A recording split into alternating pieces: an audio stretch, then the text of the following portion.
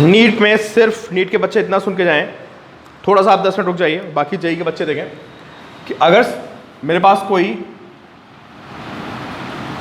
Capacitor है, ठीक, और यहां पे मैंने, आराम से समझना सारे लोग, ठीक है, एक बैटरी कनेक्ट कर दी, बैटरी कनेक्टेड है, ठीक, और मैंने यहां पे लाके एक डाइलेक्ट्रिक स्लैब को इंसर्ट किया, ऐसे एक डाइलेक्ट्रिक स्लैब को लाके ऐसे इंसर्ट किया, तो क्या होगा भाई, जब आप डाइलेक्ट्रिक स्लैब को लाके रखोगे यहां पे, तो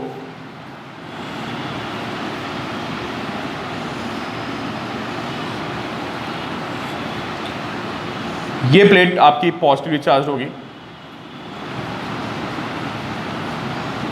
पॉजिटिव चार्ज, और ये प्लेट नेगेटिवली चार्ज होगी। अब एक बात बताओ मुझे आप कि डाइलेक्ट्रिक के इस सरफेस पे कैसा चार्ज आएगा, बताओ मुझे, अमन बोलो, डाइलेक्ट्रिक के इस सरफेस पे कैसा चार्ज आएगा भाई, ये नेगेटिव है, तो यहां पे कैसा चार्ज इंड्यूस होगा बताइए आप लोग, बिल्कुल यहां पे पॉजिटिव इंड्यूस होगा, सबको समझ में आ रही है बात, बिल्कुल, ठीक है तान्या, यहां पे पॉजिटिव है, ऊपर प्लेट पे पॉजिटिव है, तो नेगेटिव इंड्यूस होगा, ठीक है। अब सोचो कि जो अपर प्लेट पे पॉजिटिव चार्ज है वो डाइलेक्ट्रिक पे नेगेटिव, उसको क्या करेगा ये बताओ, ये ऐसे अट्रैक्ट करेगा, है ना, एंड सिमिलरली ये नेगेटिव चार्ज इस पॉजिटिव को ऐसे क्या करेगा, अट्रैक्ट करेगा, ठीक है, जिससे कि स्लैब पे एक नेट इनवर्ट फोर्स आ जाएगा, ठीक, सबको समझ आ रही बात कि यहाँ पे नेगेटिव है, यहाँ पे पॉजिटिव है, वो पॉजिटिव नेगेटिव, स्लैब पे एक इनवर्ट फोर्स आ जाएगा, ठीक है।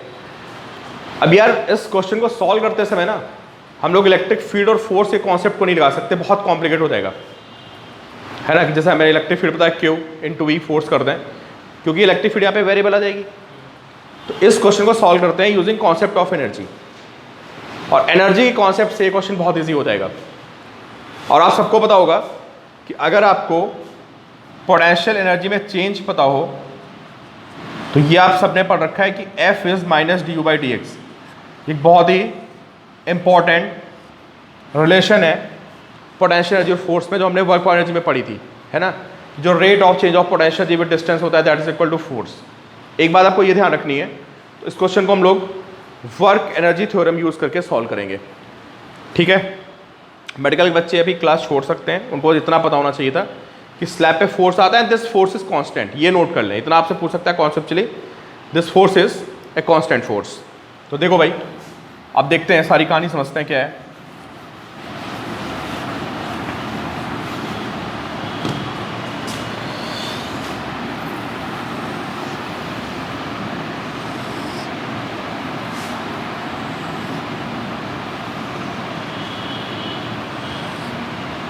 आपने यहाँ पे x लेंथ को अभी स्ट्रक्चर में तो ड्राइव करना है हमें, हाँ हाँ, F फोर्स माइनस डी/x, हाँ चलो भाई पहले सारी कहानी समझो, है ना, कि ये बैटरी कनेक्टेड है,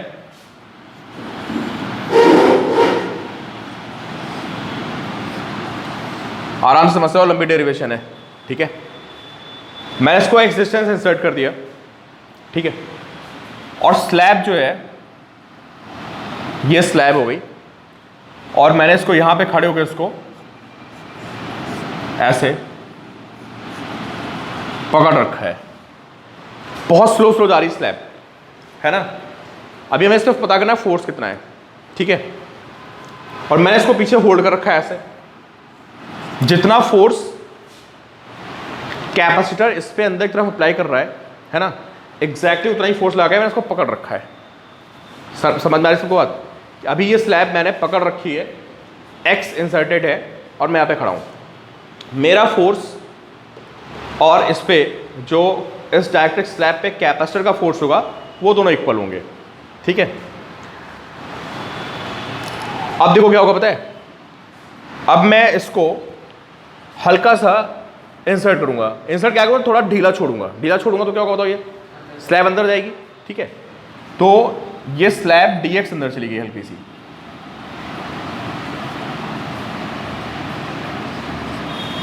ठीक है। dx जाने से जब ये अंदर जाएगी, है ना, व्हेन x इंक्रीजेस, तो x के इंक्रीज करने से पता क्या होगा, इसका कैपेसिटेंस बढ़ जाएगा। बोलो बढ़ेगा, सबको पता है जितना डाइलेक्ट्रिक अंदर जाएगा कैपेसिटेंस बढ़ेगा, ठीक है। x के बढ़ने से कैपेसिटेंस बढ़ेगा। और बैटरी कनेक्टेड, ये बैटरी कनेक्टेड है, तो अगर कैपेसिटेंस बढ़ेगा तो सबको पता है कि इस कैपेसिटर पे चार्ज भी बढ़ेगा। Clear, by Q is C V, ठीक है। तो कैपेसिटेंस बढ़ रहा है तो चार्ज भी बढ़ रहा है। चार्ज कौन प्रोवाइड करेगा, बैटरी, ठीक है। तो अब आप ये सोच के बताओ कि इस पूरे सिस्टम पे जब ये x से थोड़ा आगे dx जाएगा, है ना, तो कौन कौन वर्क करेगा, कौन सी एनर्जी आएगी, कौन सी एनर्जी जाएगी, कहाँ कहाँ पे एनर्जी का क्या होने वाला है, ये मुझे बताओ। आप सबसे पहले सोचो, बैटरी के वर्क डन के बारे में सोचो, मैं यहाँ पे खड़ा हूँ मेरे वर्क डन के बारे में सोचो, कैपेसिटर की एनर्जी के बारे में सोचो। तो बेसिकली हम लोग एनर्जी की बात कर रहे हैं। इसको जब हल्का सा मैंने छोड़ा अंदर तो dx गया, तो एनर्जी में कहाँ पे क्या क्या चेंजेस आए। तो फाइनली मैं समझना था, है ना, मैंने बोला था कि इस क्वेश्चन को हमें एनर्जी सॉल्व करना है। तो देखो भाई, सबसे पहली बात तो ये है कि जब ये x से dx जाएगा तो कैपेसिटेंस बढ़ जाएगा, है ना, कैपेसिटेंस बढ़ जाएगा। And let increase in capacitance be dc। देखो, increase in capacitance is dc, लिखिए आप।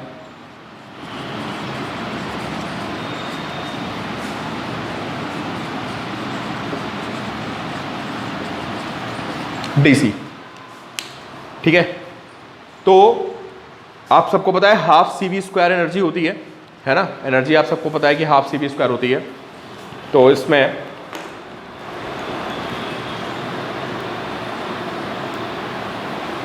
एनर्जी बढ़ जाएगी इसकी, ठीक है। एंड लिखिए increase in potential energy is half D C V square. भाई पहले हाफ सी वी स्क्वायर होगी, क्यों, पहले energy half C V square थी, कैपेसिटेंस में डीसी का इंक्रीज आ गया। क्यों आया आपको पता है ना, स्लैब अंदर जाएगी तो कैपेसिटेंस बढ़ेगा, this is increase in potential energy of capacitance, half D C V square, ठीक है। अब बताओ बैटरी ने कितना वर्क किया होगा। अब लिखिए वर्क डन बाय बैटरी, बस ये लाइन समझनी, उसके बाद डेरिवेशन खत्म हो जाती है, उसके बाद कुछ नहीं होता, हमें सिर्फ इसका कैपेसिटेंस निकालना होता है, वो अलग केस है। अभी हमें सिर्फ एनर्जी की डीलिंग देखनी है कि एनर्जी में क्या हो रहा है। वर्क डन बाय बैटरी, तो एक बात बताओ यार, अगर आपने कैपेसिटेंस को बढ़ा दिया है तो ऑब्वियस सी बात है कि बैटरी से एक्स्ट्रा चार्ज आया होगा। हाँ नहीं वो नहीं, वर्क डन बाय बैटरी देखो, work done by battery is D Q into V. What is D Q, अरे भाई कैपेसिटेंस बढ़ेगा तो चार्ज भी बढ़ेगा, क्यू इज सी वी, समझे। तो सब में थोड़ा थोड़ा इंक्रीज आएगा, कैपेसिटेंस बढ़ चुका है, चार्ज भी बढ़ेगा, क्यू इज सी वी के अकॉर्डिंग। तो D Q is the extra charge provided by the battery. आप सबको पता है बैटरी का वर्क डन क्यू वी होता है, तो this is D Q into V, ठीक है। ये हमारा वर्क डन बाय बैटरी आ गया। मेरा वर्क डन कितना होगा जो मैं यहां पे खड़ा हूं, बताओ। देखिए आप work done by external agent, ये रिलेशन समझ लो आप, work done by external agent. भाई मैं यहां पे खड़ा हूं, मेरा फोर्स किधर है, एफ पीछे है, डिस्प्लेसमेंट आगे, डेरिवेशन है एक तरह से। This is not a question, ये डेरिवेशन है हमारी, ठीक है। तो मेरा work done minus F D x हो गया, ठीक है। मेरा फोर्स पीछे, डिस्प्लेसमेंट आगे, ये सारे हमारे वर्क डन आ गए। तो increase in capacitance D you हो गया, वर्क डन बाय बैटरी को हम लिख सकते हैं dW, this is work done by battery, and work done by external agent को हम लिख सकते हैं dW एक्सटर्नल। अब इन सब में आपस में क्या रिलेशन है आप मुझे सोच के बताओ। क्या बोला मैंने कि वर्क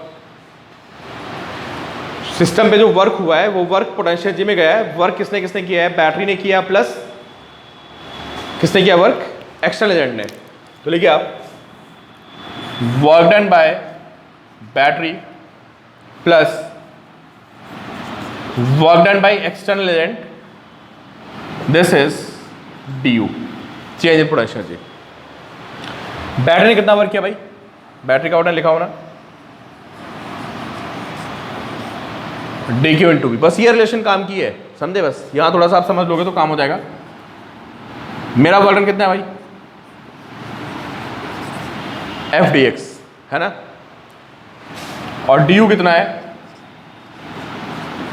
हाफ डी सी स्क्वायर।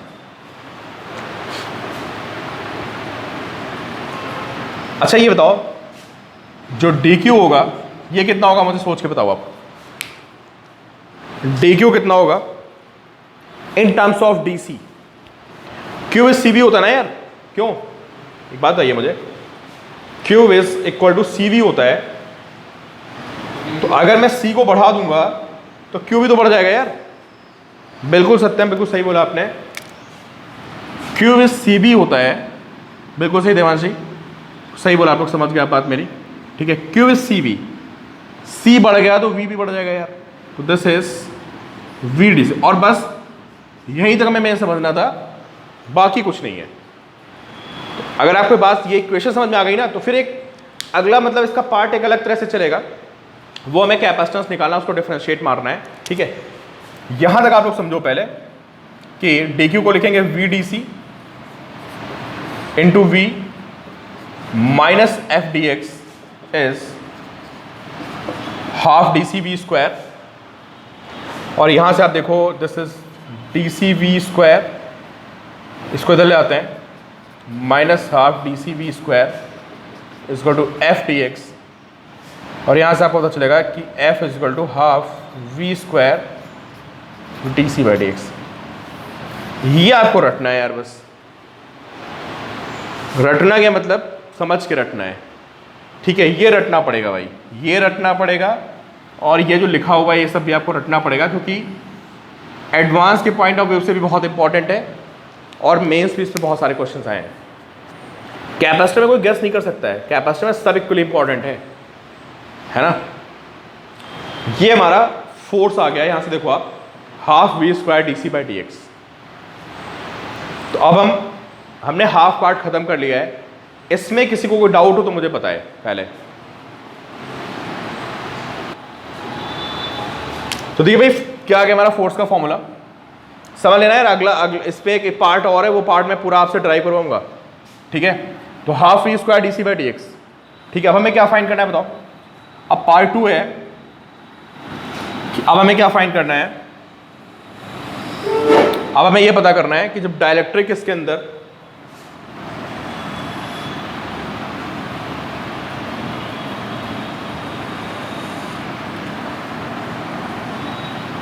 अगर डाइलेक्ट्रिक इसके अंदर x डिस्टेंस आ चुका है, एंड वी आर अज्यूमिंग कि डाइलेक्ट्रिक कंप्लीटली भर रहा है ना, पतला होगा तो उस हिसाब से आप फॉर्मूला चेंज कर दोगे, this x।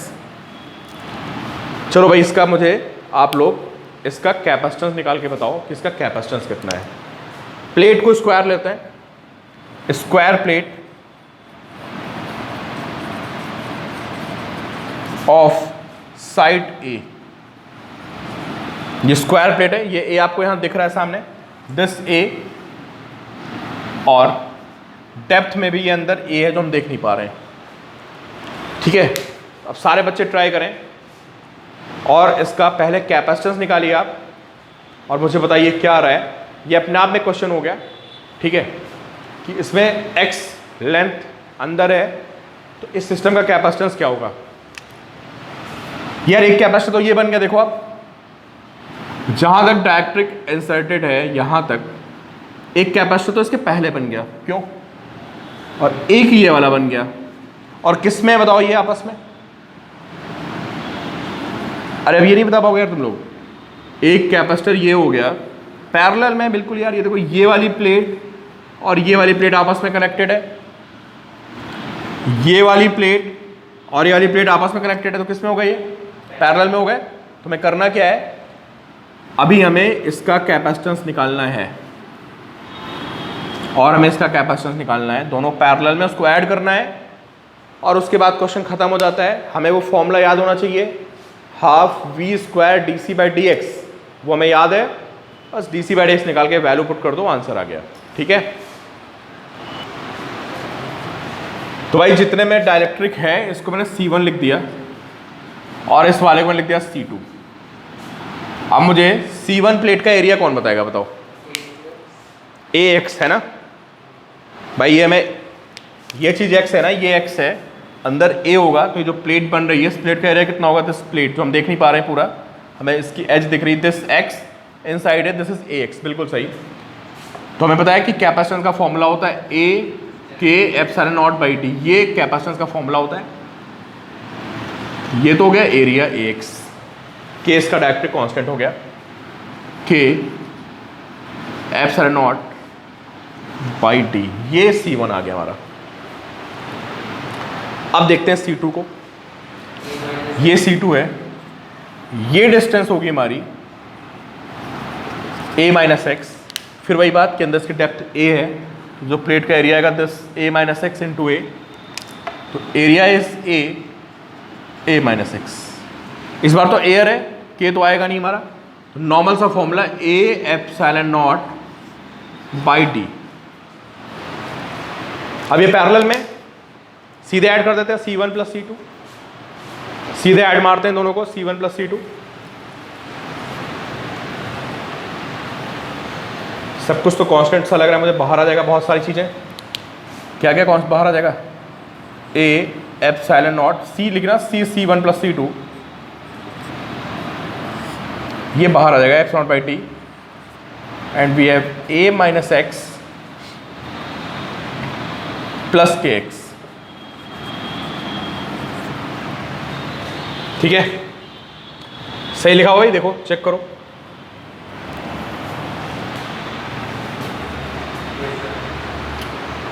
A minus X plus K X, ठीक है। तो A epsilon not by D और A प्लस एक्स के minus one, this is C।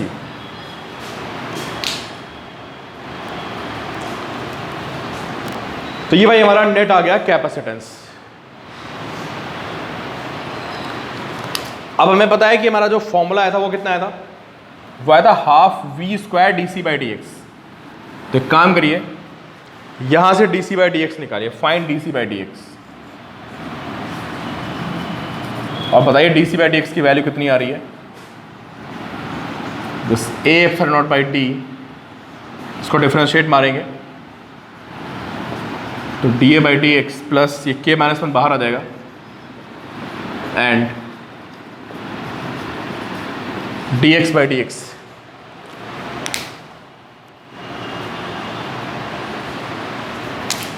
तो वैल्यू कितनी आएगी भाई इसकी? सॉल्व करके सब पूरा, this is A epsilon not by D, ये कांस्टेंट का जीरो हो जाएगा इनटू K माइनस वन, ये A कांस्टेंट है, ठीक है। तो हमारा फॉर्मूला क्या बन जाएगा? Half V square D C by D X, तो half into A epsilon not by D into K minus one into V square. ये हमारा फोर्स का फॉर्मूला गया।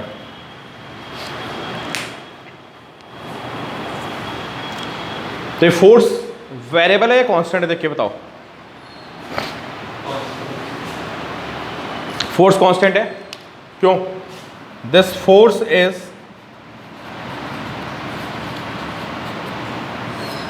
कांस्टेंट, इंडिपेंडेंट ऑफ एक्स, देख रहे हो आप, ध्यान रखना सब कुछ कांस्टेंट है यार यहाँ पे, फोर्स इज कांस्टेंट, ये इंडिपेंडेंट ऑफ एक्स है, तो आप स्लैब को कहीं भी रख लो अंदर, समझे, जो फोर्स होगा वो हमेशा कांस्टेंट आएगा, ठीक है। आप चाहे एक्स को बहुत कम रखो या एक्स को बहुत ज़्यादा रखो, फोर्स की वैल्यू जो है आपकी वो हमेशा क्या आनी है, कांस्टेंट आनी है।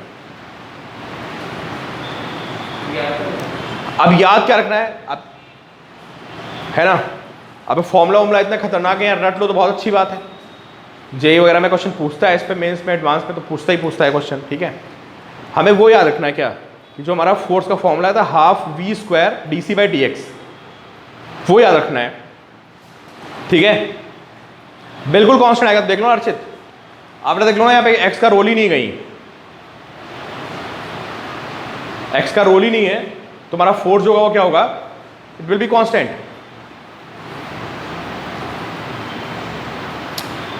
कहीं भी रख लो, किसी भी एक्स पे रख लो, ठीक है, दिस फोर्स इज कांस्टेंट। तो एक बात बताओ, अगर मैं स्लैब को गलती से छोड़ दूं, मेरे हाथ से स्लैब छूट जाए तो क्या होगा बताओ। मैंने यहां पे स्लैब को रखा, देखो है ना, मैं स्लैब को यहां पे रखा और मेरे हाथ से स्लैब छूट गई, तो इसकी मोशन कैसी होगी बताओ। क्या एक्सेलेरेशन थोड़े ना, एक्सेलेरेशन कांस्टेंट है ना। सारे बच्चे मुझे बताएं कि अगर इसको छोड़ दिया जाए, ये बिल्कुल सत्यम ने सही बोला, एसएचएम नहीं ऑसिलेट करेगा ना, कोई आगे भी चला एसएचएम नहीं होगा ना, ये जाएगा विद कांस्टेंट एक्सेलेरेशन, भागता रहेगा, फिर जाके ये इस स्पेस को कंप्लीटली ऑक्युपाई कर लेगा, समझ गए आप। और इस टाइम पे इसकी स्पीड मैक्सिमम होगी, this it has maximum speed, भाई एक्सेलेरेशन लग रहा है, फोर्स लग रहा है, तो स्पीड मैक्सिमम होगी। फिर क्या होगा बताओ, इसके पास क्या होगा। अब मैं थर्ड फिगर ऊपर बना रहा हूं, जब ये स्लैब बाहर निकल रही होगी, है ना, now this slab is moving outside this capacitor, अब क्या होगा बताओ भाई, अब फोर्स कहां लगेगा, अब अंदर लगेगा ना force, and this force is again force is uniform, so acceleration is uniform, uniformly accelerate motion है, बड़ा बड़ा लिख लेना, ठीक है, कि if slab is left its motion will be uniformly accelerated, motion will be oscillatory, फिर लिखिए आप motion will be oscillatory। अगला पॉइंट, ये नोट्स में लिखिए सारी बातें, कि motion will be oscillatory,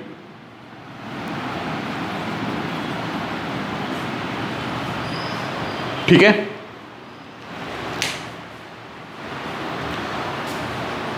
तो क्या आप इसका टाइम पीरियड निकाल पाएंगे भाई, ऑसिलेटरी मोशन का तो टाइम पीरियड होता है ना, तो क्या आप लोग इसका टाइम पीरियड निकाल पाएंगे, मुझे बता पाएंगे।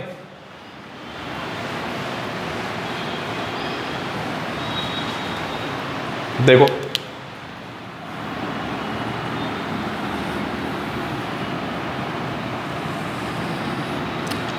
मान लेते हैं लेंथ है, आपके लिए क्वेश्चन है कि लेंथ ए है ना, और मैं सेम लेंथ की यहां पे स्लैब ले लेता हूं, बिल्कुल आइडेंटिकल लेंथ की,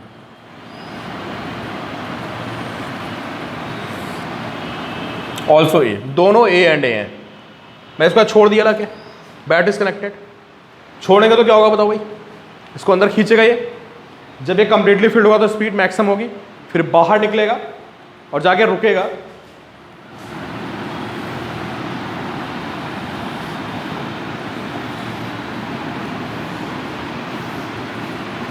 ऐसा रुक जाएगा ये, और फिर क्या होगा बताइए, फिर अंदर आएगा और इसकी मोशन कैसी हो जाएगी, motion will be oscillatory.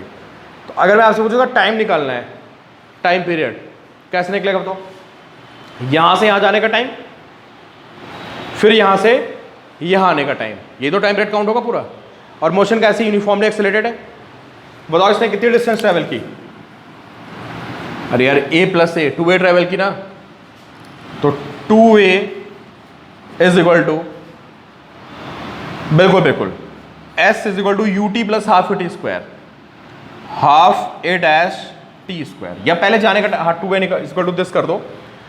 A dash आपको पता है ना, ए डैश की वैल्यू पुट कर दोगे,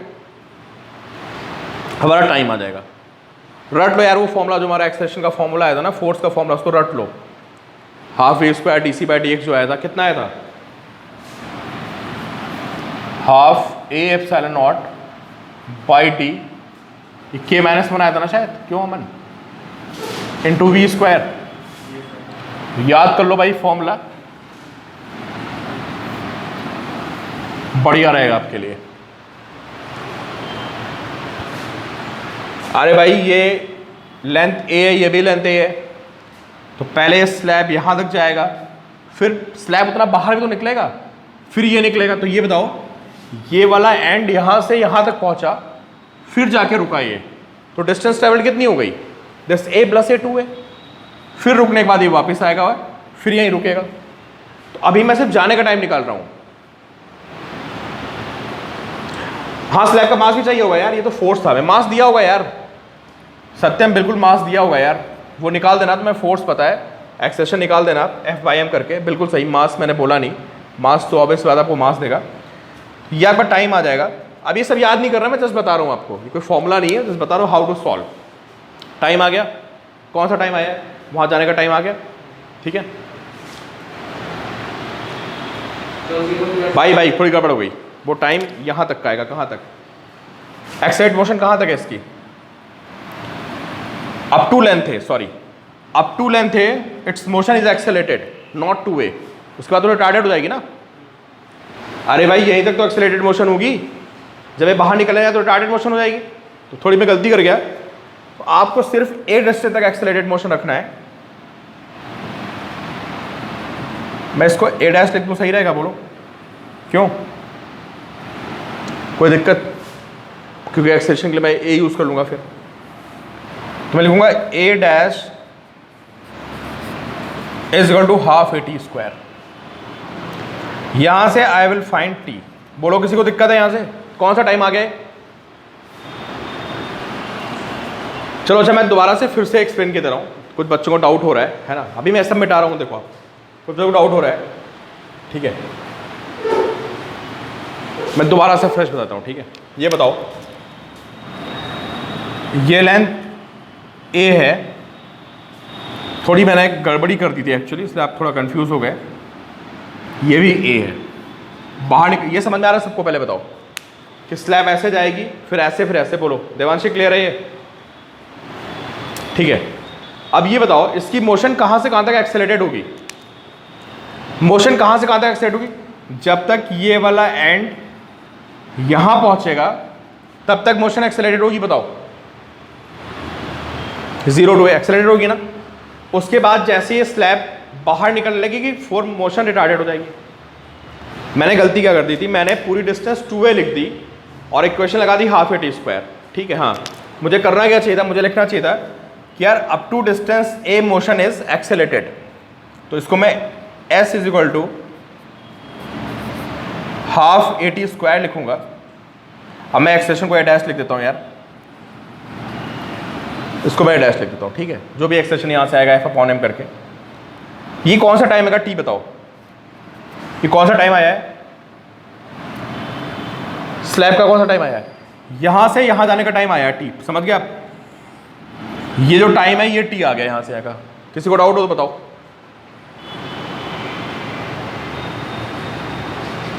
बस यहां से यहां का टाइम टी है। इन द सेम टाइम अगर यहां से तक एक्सेलरेट करेगा तो सेम टाइम में रिटार्ड करके रुकेगा भी है। इसको 4 से मल्टीप्लाई कर देंगे, देखो सक्षम को बात समझ में आ गई, इस टाइम को 4 से मल्टीप्लाई कर देंगे। मैं वही बताने की कोशिश कर रहा हूं कि पहले यहां से आता एक्सेलरेट किया, टाइम टी आ गया। अब देवांशी ये बताओ, जब ये स्लैब बाहर निकल रही है तो मोशन कैसी है, जब स्लैब सोचो अगर स्लैब बाहर निकलना शुरू हो गई, बताओ आप, रिटार्डेड है ना, जितना एक्सेलरेशन उतना रिटार्डेशन, तो जितने टाइम में एक्सेलरेट करेगी बिल्कुल उतने टाइम में जाकर रुकेगी। तो जब स्लैब ऐसे हो जाएगी ऐसे, तो total time will be 2t, समझ आ रहा है आपको। फिर ये स्लैब अंदर आएगी वापस, now time will be 3t, फिर ये बाहर जाएगी, total time will be 4t। तो जो ऑसिलेशन का टोटल टाइम होगा वो कितना हो जाएगा हमारा 4t। क्लियर ना? एक्सेलरेट आधे रास्ते तक, फिर आधे में रिटार्ड, दोनों टाइम बराबर होंगे क्योंकि मोशन यूनिफॉर्मली एक्सेलरेटेड है। एक्सेलरेट रिटार्ड, फिर एक्सेलरेट और फिर रिटार्ड, तो चारों कहानी एक जैसी हो जाएंगी, तो total time will be this. बहुत मुश्किल क्वेश्चन नहीं है यार, थोड़ा बस कहानी है, एक बार ढंग से समझ लोगे है ना, तो आपको सब बातें समझ में आ जाएंगी। तो ये हमारी टोटल मोशन कैसी हुई ऑसिलेटरी, और ये इसका टाइम पीरियड हो गया। ये फॉर्मूला याद कर लो, आपके लिए इजी रहेगा। अगर आपको मेरी सारी बात समझ में आई है ना, ना टाइम पीरियड नहीं याद करना यार, आप फोर्स का फॉर्मूला याद कर लो, आपके लिए बेटर रहेगा, है ना। क्योंकि आप मान लिया आपने हाफ वी, क्योंकि मेंस में से क्वेश्चन एक आध बार आए हैं, आपने फॉर्मूला याद किया half V square D C by T X, वो तो याद ही करना है। कभी कभी आप ना सी निकालने में गड़बड़ी कर देते हो, टाइम भी कंज्यूम हो जाता है, इतना मुश्किल फॉर्मूला है नहीं, है ना। वो एक दो बार देखोगे तो याद हो जाएगा आपको। अब एक बात दो, अगर यहाँ बैटरी कनेक्ट नहीं होती फिर क्या होता? अगर मैं आपसे यही क्वेश्चन पूछता, ठीक है,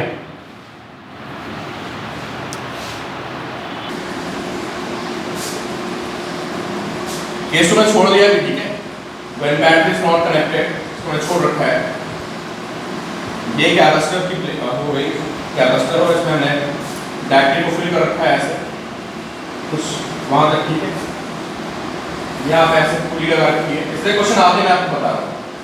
यहाँ पे ब्लॉक हैंग करना है, मास्क, ठीक है।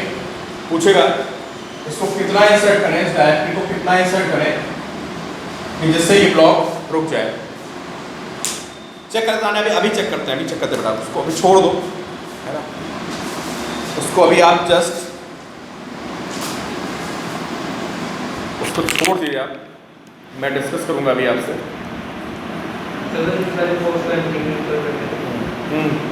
भाई बिल्कुल, और क्या एमडी नेटवर्क में देखिए, मान लो ऐसा क्वेश्चन आ गया, आप समझ लेना क्या करना है।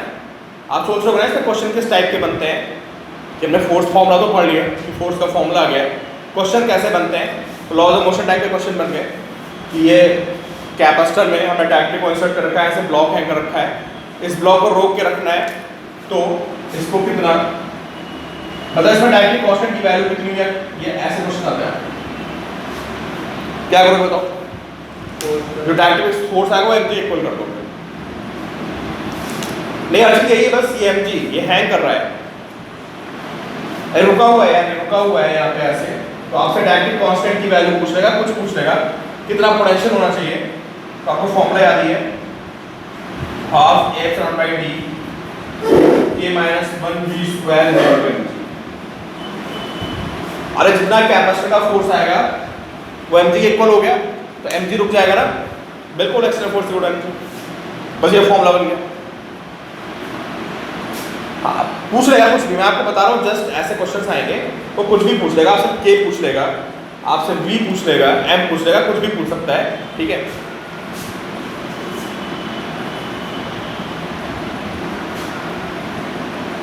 और आपसे यहाँ पे टाइम रेट पूछ सकता है, ठीक है।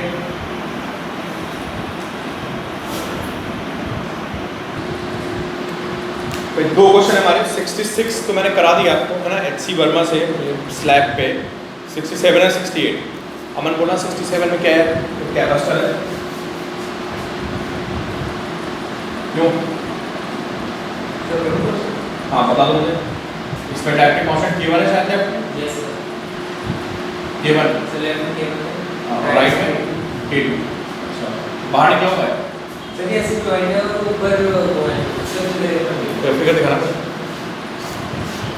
ठीक ठीक ठीक। तो अच्छा ये कैपेसिटर मैं फिगर बना लिया, एक कैपेसिटर ही हो गया, इसमें एक डायरेक्टली कांस्टेंट K1 का थोड़ा सा इंसर्ट कर रखा है, दिस K1, और यहाँ पे एक डायरेक्टली है दिस K2, ये पहले कैपेसिटर के अंदर एक कैपेसिटर प्लेट हुई, प्लेट ऑफ कैपेसिटर मोटी बना दी मैंने, प्लेट ऑफ कैपेसिटर। और यहाँ भी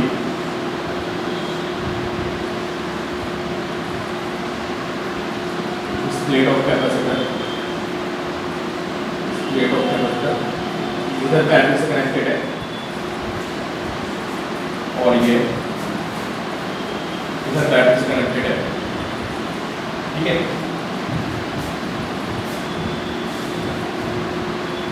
स्लैब को किस में रहना है?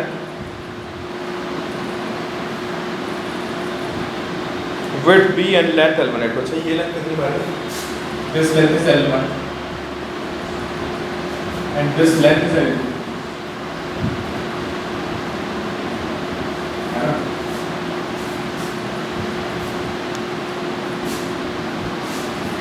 विड्थ इसके अंदर B है ना, अंदर विड्थ B है इसकी, ये दिया हुआ शायद है ना, ये रेक्टेंगुलर प्लेट्स हैं एंड विड्थ इज B।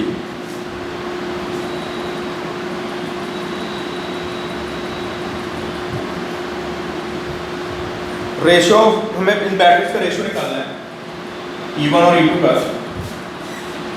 जिससे कि आज क्या सिस्टम क्या रहना है, बैलेंस रहता है ना। देखो पढ़ोगा। अच्छा एक बात सुन लो, आप काम की बात सुनो। जब मैंने आपको फॉर्मूला डिराइव करवाया है, सुन लीजिए भाई आप लोग, कुछ इंपॉर्टेंट बात बता रहा हूँ। तो हमारा फॉर्मूला आया था A epsilon not by D,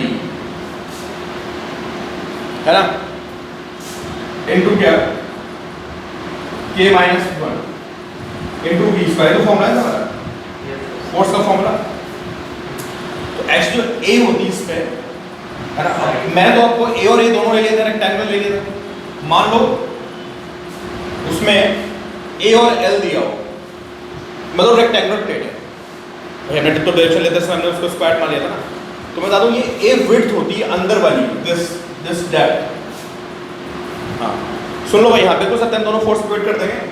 आप सुन लो, जब मैंने आपको फॉर्मूला ड्राइव करवाया है तो मैंने उसमें रेक्टेंगुलर प्लेट ले ली है, सॉरी मैंने स्क्वायर प्लेट ले ली थी। अगर मैं वहाँ पर रेक्टेंगुलर प्लेट लेता, है ना, जिसकी लेंथ L होती, सुन लो तो आप लोग, जो मैंने डेरिवेशन की है उसमें मान लो ये लेंथ L होती और अंदर डेप्थ A होती, तो ये A जो है ये डेप्थ है या विड्थ है, कुछ भी बोल लो आप, ये A इज डेप्थ और A इज विड्थ। जो आपको बोलना वो बोल सकते हो, दिस लेंथ इज L1। तो जो अंदर वाली वैल्यू है वो वैल्यू यहाँ पे आती है दिस A। देखो विड्थ और डेप्थ, अगर प्लेट रेक्टेंगुलर है तो हाँ ठीक है यार, मतलब तब आपको इस पे फोर्स मिल गया और इस पे कितना फोर्स आएगा, ये F1 हो गया, इस पे ये रुका हुआ है ना, रुके हुए दोनों फोर्सेस बैलेंस होंगे, ये आएगा हाफ। A क्या सेम है दोनों का, अंदर की विड्थ सेम है, बताओ सेम है। अच्छा तो A epsilon not by D और ये K1 था, ये K2 minus 1 into V square, ये E1 स्क्वायर और ये हमारा 10 E2। ठीक है, दोनों फोर्सेस को उठा के पेट मारते हैं, काम हो जाएगा। और जितना फोर्सेस पे आ रहा अंदर की तरफ उतना ही फोर्सेस पे आ रहा अंदर की तरफ, ये दोनों आपके क्या हो जाएंगे, क्या बैलेंस, दोनों फोर्स उठा के बैलेंस मारते हैं। बिल्कुल सही सत्य है, वो under root K1 minus 1 upon K2 minus 1 बैठेगा आंसर। ठीक है, और अगले क्वेश्चन क्या पूछा है इसने बताओ। टाइम पीरियड, आंसर मैच करा लेना भाई। फॉर्मूला रटने में भलाई है, रट लो, फॉर्मूला याद कर लो और ये याद रखो कि A में विड्थ होती है। ठीक है, खत्म हो गया, बहुत अच्छी बात है। तो 68 पे अपन एक बार बताना फिगर याद करें तो सर नेक्स्ट वाले में प्लेट्स जैसे दे रखे हैं एक से लिखा। अच्छा ये देखते हैं 68 पे क्या है, क्या 10 की प्लेट हुई, this plate and this plate, ये हमारा ऐसे डायरेक्ट्रिक हो गया, this distance is D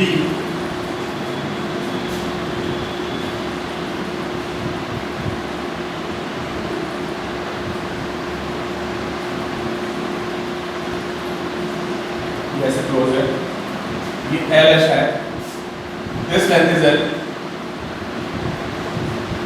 also डायरेक्ट्रिक की लेंथ भी एल है, दोनों लेंथ एल है, एल एंड एल, एंड ये मैंने यहाँ पे ए डिस्टेंस को इंसर्ट कर रखा है, ठीक है।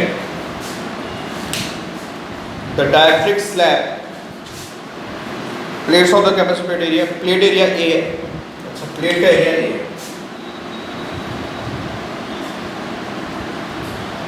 प्लेट एरिया इज ए, अच्छा इसकी ये लेंथ एल है तो उसकी विड्थ कितनी, अदर डेप्थ कितनी होगी बताओ, क्यों, तो एरिया ए और ये लेंथ एल है तो अंदर डेप्थ इसकी बी मान लेते हैं, तो b equal to a by l आगे पहले तो नहीं ये निकालते इसकी डेप्थ कितनी है क्योंकि फॉर्मूले में डेप्थ आती है, हालांकि कैंसिल हो जाएगी डेप्थ, दोनों सेम आएगी।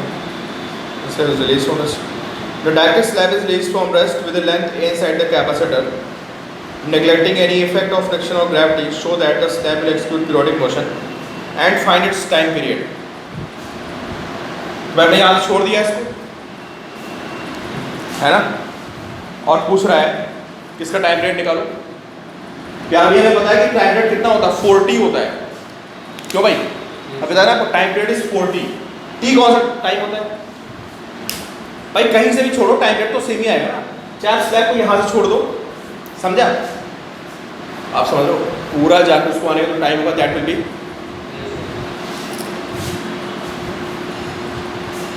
एक काम करो यार सुनो, अच्छा आपको फोर्स का फॉर्मूला पता है, अच्छा एक साथ देख लेते हैं, रुको एक टाइम पीरियड से पूछा है, यहाँ तक आने का टाइम ना, चलो फोर्स का फॉर्मूला आपको पता है, half A X not by D, A मतलब हमारा जो डेप्थ होती है, तो डेप्थ की जगह आ जाएगा A by L, X not by D,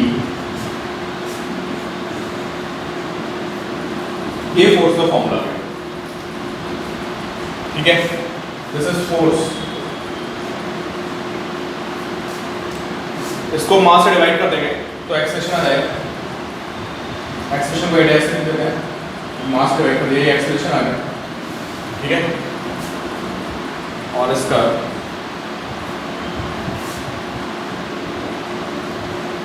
ये डिस्टेंस कितनी हमारी,